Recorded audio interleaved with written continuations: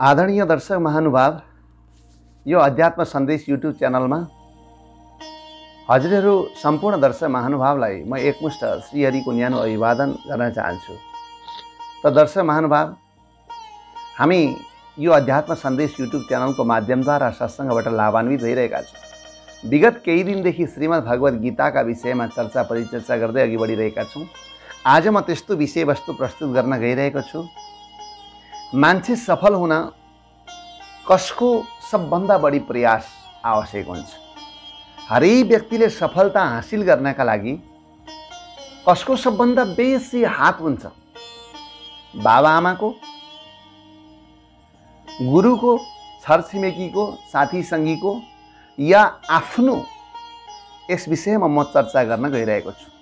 र अर्को, आफू असफल हुँदा कसलाई दोष दिने? व्यक्ति असफल हुँदा अर्कालाई दोष दिने कि आफैलाई दोष दिने? यस विषयमा पनि म श्रीमद् भगवत गीतामा रहेर विश्लेषण गर्न गइरहेको छु। आदरणीय श्रोता, म आज 6औं अध्यायलाई को एउटा श्लोक व्याख्या गर्दछु। भगवान श्रीकृष्णले अर्जुनलाई आत्मसंयम योगमा कसरी आफूलाई संयमन गर्न सकिन्छ भन्ने विषयलाई चिन्तन गर्दै गर्दै यो श्लोक भन्नुहुन्छ। यो श्लोक एउटा कुरा पनि हजुरहरूलाई सुनाइहालौँ। यो श्लोक मलाई औधी मनपर्छ। यद्यपि गीताका प्रत्येक श्लोकहरू मन पर्नु स्वाभाविक कुरा हो, किनकि गीता नै त्यस्तो चिज हो, मन नपर्ने कुरै भएन। मन पर्नु, मलाई यो धेरै मन पर्नुमा हरेक व्यक्तिलाई कुनै चिज मनपर्छ भने दुईटा कारण हुन्छन्। एउटा कि आफ्नो प्रवृत्तिसँग मिल्दा जुल्दा कुराहरू विषयवस्तुहरू छन् भने त्यो मनपर्छ, या त सबैलाई राम्रो चिज हो भने सबैलाई मनपर्छ। राम्रो चिज कोहीलाई मनपर्ने, कोहीलाई मन नपर्ने हुन्छ। तर प्रवृत्तिले कहिलेकाहीँ राम्रो पनि नराम्रो हुन्छ। चाहे जे होस्, म विषयवस्तुतिर प्रस्थान गर्छु।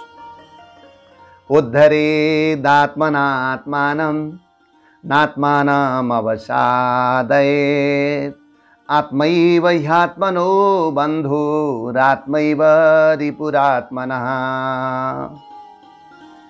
यहाँ 32वटा अक्षरहरू छन् यो श्लोकमा। यो श्रीमद् भगवत गीताको 6औं अध्यायको 5औं श्लोक हो। सजन पल्टाएर हेर्नु होला। उद्धरेत आत्मनात्मानम, आत्मना आत्मानम उद्धरेत। यसको म पहिले शब्दार्थ सुनाउँछु। आत्मना भनेको आफूले, आत्मानम आफूलाई, उद्धरेत उद्धार गरोस्, आफ्नो उद्धार आफै गरोस्, आफ्नो सफलता आफै गरोस्। यहाँ कत्रो विशाल तुक र दर्शन छ सज्जन। हरेक व्यक्तिले आफ्नो सफलता आफै गर्नुपर्छ, किनभने आफ्नो आफैले कल्याण गरेन भने अरूले कल्याण गर्न सक्दैनन्। र नात्मानम अवसादेत, न आत्मानम अवसादेत, आफूले आफैलाई पतन नगराओस्, अधोगति नगराओस्। आत्मैव ह्यात्मनो बन्धु, आत्मनः हि आत्मा एव बन्धु, आफ्ना लागि आफै बन्धु हो र आत्मैव स रिपुरात्मना, आफ्नो शत्रु आफै हो। तात्पर्य अत्यन्त गहन छ सज्जन। आफ्नो आफैले उद्धार गर्नुपर्छ, अरू कसैले गर्दैन। हरेक व्यक्ति संसारमा जो मानव हो, मानव पूर्ण ईश्वरको अंश हो, भरिलो अंश हो ईश्वरको। मानवले आफ्नो उद्धारका लागि आफैले सतत प्रयत्न गर्नुपर्छ। विद्यार्थीले आफ्नो उद्धार आफै गरोस्। विद्यार्थीले पढ्ने काम गुरुले पढाउनुहुन्छ, तर गुरु सहजकर्ता मात्रै हुन्, बाटो देखाइदिने मात्र हुन्। गुरुले बाटो देखाइदिनुहुन्छ, बाबु यहाँबाट गयो भने तिमी अविचलित भएर गन्तव्यमा पुग्न सक्छौ। तर दौडिने विद्यार्थी आफै हो। अरूले दौडाएका भरमा, कसैले सिकाएका भरमा व्यक्ति सफल हुन सक्दैन। हरेक बाबा आमा, अभिभावकले बल लगाएका भरमा कोही सफल हुन सक्दैन।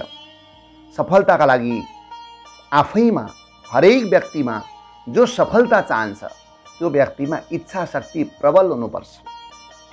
यो गीताको मान्यता हो सज्जन। हेर्नुहोस्, एउटै विद्यालय, एउटै कक्षा कोठा, एउटै पाठ्यक्रम, एउटै पाठ्यवस्तु, पढाउने शिक्षक एउटै, तर एउटै कोठामा बसेका विद्यार्थीहरू भोलि कोही चोर बन्छन्, कोही प्रबुद्ध विद्वान बन्छन्, कोही उच्च पदस्थ कर्मचारी बन्छन्, त्यहाँका कोही व्यक्तिहरू ज्ञानी समाजको नेतृत्व गर्ने नेता शासक बन्छन्। ज्ञान त अलग अलग थिएन, सिकाइको केन्द्र पनि एउटै, पाठ्यक्रम एउटै, पाठ्यपुस्तक एउटै, पढाएको एउटै, फरक किन? इच्छा शक्तिले फरक पार्यो। इच्छा शक्ति प्रारब्धसँग पनि जोडिन्छ, त्यो भिन्न विषय हो, अरू नै समयमा चर्चा गरौँला। तर हरेक व्यक्तिले आफ्नो उद्धार आफै गर्नुपर्छ, आफू सफल हुन प्रयास सशक्त आफै प्रयास गर्नुपर्छ। कुनै व्यापारीले एउटै बजार, आफ्ना आफ्ना पसलहरू, कस्टमरको भिडभाड सबैको उत्तिकै, एउटै वस्तु बिक्रीमा राखिएको केन्द्र, तर सज्जन त्यही एउटा धेरै धनी बन्छन्। कोही त्यही व्यापार, त्यही दोकानबाट सम्पत्ति सकेर आफूले लगनी गरिएको समय डुबाएर सम्पत्तिहीन भएर हात धोएर धनबाट गरिबीलाई स्वीकार गरेर निस्कन्छ। त्यसले गर्दा आफ्नो उद्धार आफै गरोस्। हरेक व्यक्तिले आफ्नो उद्धार आफै गरोस्। म गर्न सक्छु, म अघि बढ्छु, म केही गर्छु, त्यो सन्दर्भ आफैलाई सम्हाल्न सक्यो र अघि बढाउन सक्यो भने व्यक्ति सफल हुन्छ। त्यही भएर मान्छे सफल हुन सबैभन्दा ठुलो हात आफ्नो हात हुन्छ। यो भनिरहँदा सज्जन परिवेशलाई नगण्य मानिएको होइन, पढाउने व्यक्ति, सिकाउने व्यक्तिलाई कमजोर ठानिएको होइन, बाबाआमाको प्रेरणा र सद्भावलाई कमजोर साबित गरिएको होइन। सबै थोक हुँदाहुँदै पनि साथी सङ्गी र सङ्गतलाई कमजोर ठानिएको होइन। तर उद्धरेत आत्मना आत्मानम, आफ्नो उद्धार आफै गर्नुपर्छ। सामान्य धन सम्पत्ति जोड्न, विद्या आर्जन गर्न, जीवन सफल बनाउन हरेक कोणबाट विश्लेषण गर्दा व्यक्तिले आफै सशक्त भएर इच्छा शक्ति जागृत गराएर, इच्छा शक्ति जागृत भएर व्यक्तिले सिक्न चाह्यो भने पुस्तक नपाएको व्यक्ति विद्वान हुन सक्छ। कलम च्याप्ने हात नभएका व्यक्तिहरू साहित्यकार बन्न सक्छन्। बोली नभएका व्यक्तिहरू ठुला प्रवक्ताहरू बन्न सक्छन्, हातले लेखेर प्रवक्ता बन्न सक्छन्। त्यसले गर्दा सज्जन, पहिलो भगवान श्रीकृष्णले दोस्रो अध्यायमा पहिलो पटक अर्जुनलाई ज्ञान प्रदान गर्न प्रारम्भ गर्दा भन्नुभएको थियो, क्षुद्रम हृदय दौर्बल्यम त्यक्तोत्तिष्ठ परन्तप। सबभन्दा ठुलो बल संसारमा मनोबल हो। यहाँ त्यही कुरालाई जोड्नुहुन्छ, आफ्नो उद्धार आफै गरोस्। व्यक्तिले आफू के गर्ने भन्ने कुरा त्यही भएर बेलैमा निर्धारण गर्नुपर्छ, लक्ष्य निर्धारण गर्नुपर्छ सज्जन।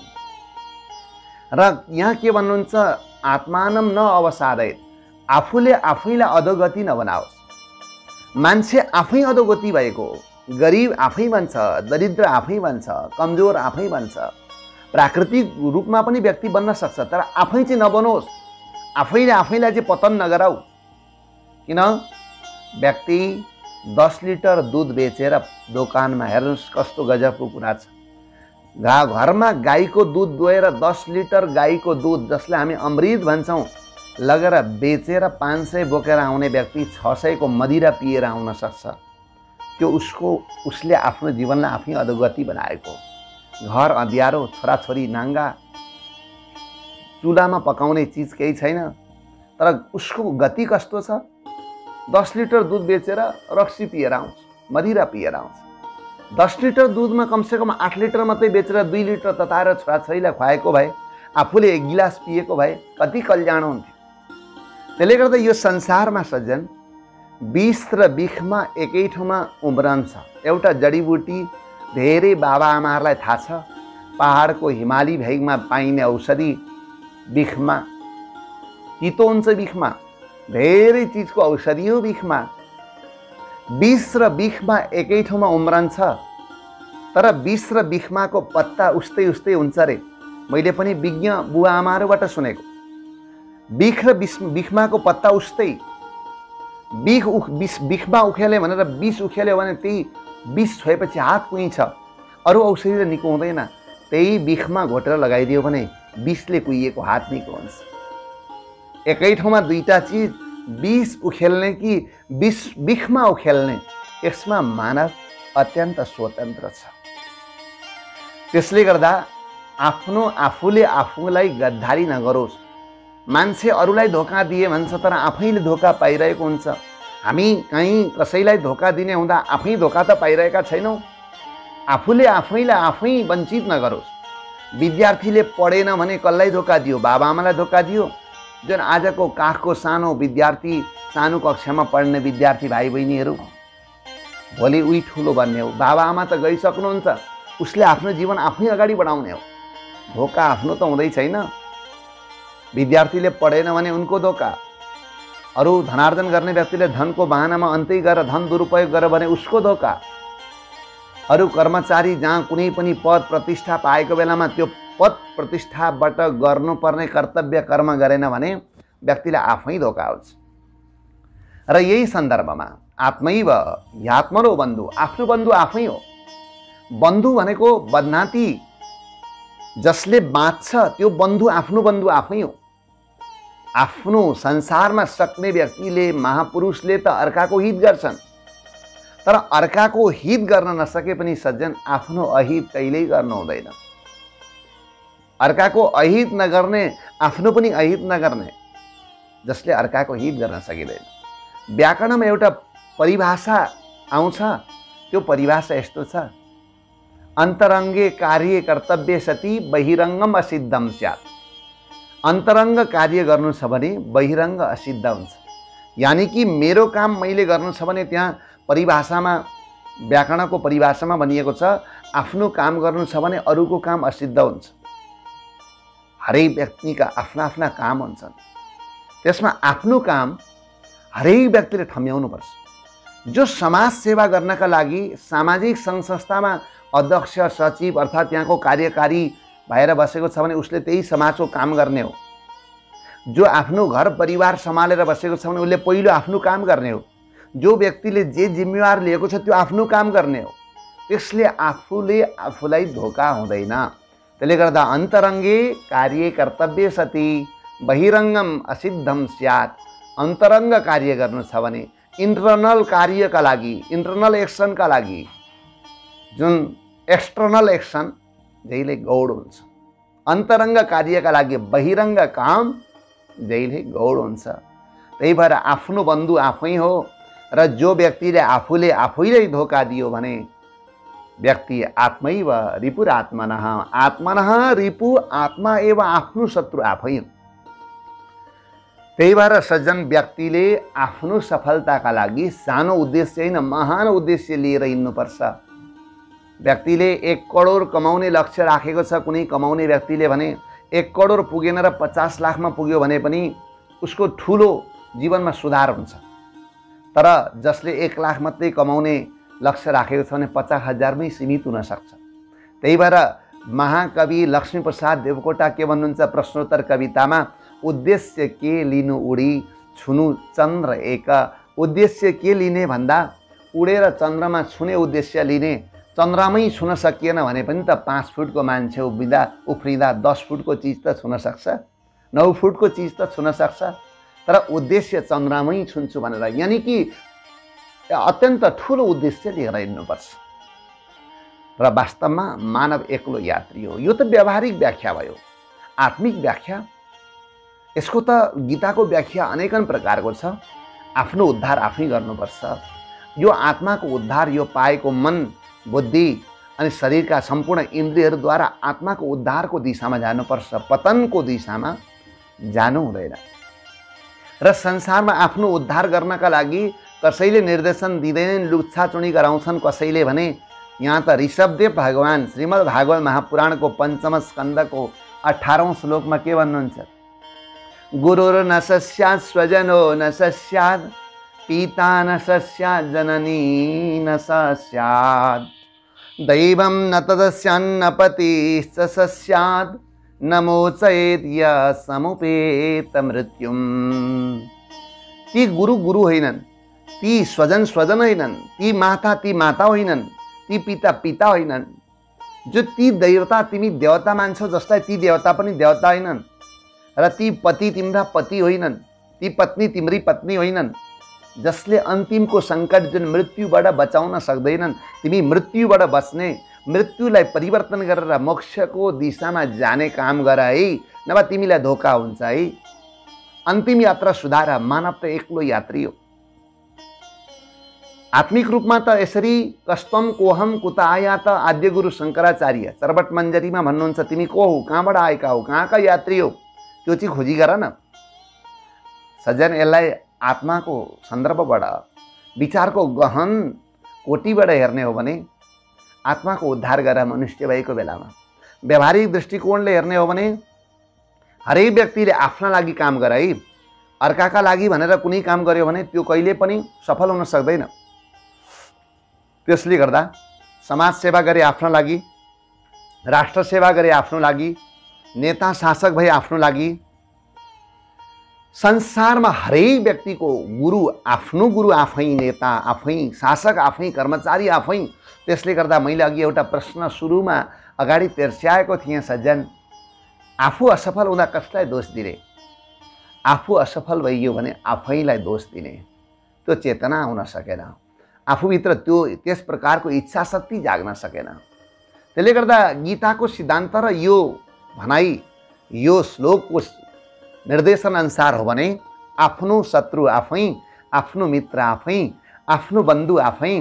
त्यसले गर्दा तिमी आफूले आफूलाई धोका दिने काम नगर। हरेक व्यक्तिले सज्जन बिहान बेलुका ध्यान गर्नु भनेको पूर्वीय सभ्यतामा त्यसै होइन, त्यो ध्यानमा अलिकति मिसाउ, कहीँ मलाई त धोका दिँदै छुइनँ, त्यो पनि चिन्तन गर। अरूसँग झुट गरौला के गरौला, तर आफूसँग झुट नगर। जुन असत्य गर्यो भने त्यो आफूलाई नोक्सान हुन्छ, कसैलाई नचाहिँदो कुरामा प्रेरणा गर्यो भने आफूलाई नोक्सान हुन्छ। त्यसले गर्दा आत्मना आत्मानम उद्धरेत, आफ्नो उद्धार आफै गर्नुपर्छ। हरेक सानो बच्चादेखि विद्यार्थीदेखि लिएर जीवनका हरेक पद प्रतिष्ठा र हरेक स्थानमा भएका उच्च पदस्थ व्यक्तिहरूसम्म आफूले आफूलाई धोका हुने काम जीवनमा कहिल्यै गर्नु हुँदैन भन्ने सन्देश यो श्रीमद् भगवत गीताको 6औं अध्यायको 5औं श्लोकले प्रदान गरेको छ। र सज्जन, यही श्लोकलाई एकपल्ट पुनरावृत्ति गर्दै हजुरहरूले पनि गीता पल्टाएर एकपल्ट अवश्य पढ्नुहोस् र यो आत्मसंयम योगलाई हेर्नुहोस् भन्दै म यो श्लोकको वाचन गर्दै आज म बिदा चाहन्छु। उद्धरेदात्मनात्मानं नात्मानम् अवसादये, आत्मैव ह्यात्मनो बन्धु रात्मैव रिपुरात्मनः।